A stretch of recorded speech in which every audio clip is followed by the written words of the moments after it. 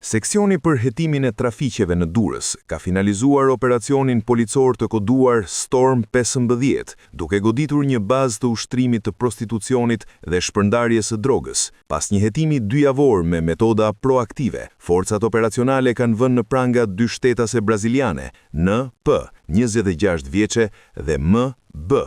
39 vjeçe, të cilat kishin përshtatur 2 ambiente me qira në lagjen numër 17 për aktivitetin e tyre kriminal. Gjatë ndërhyrjes, policisi u desh ndihma e shërbimit zjarfikës për të hapur njërën prej dyerve, pasi njëra nga shtetaset e huaja refuzoi të bashkëpunonte me autoritetet. Përveç 2 arrestimeve, policia ka nisur procedimin penal në gjendje të lirë për pronarin e ambienteve, shtetasin F.T.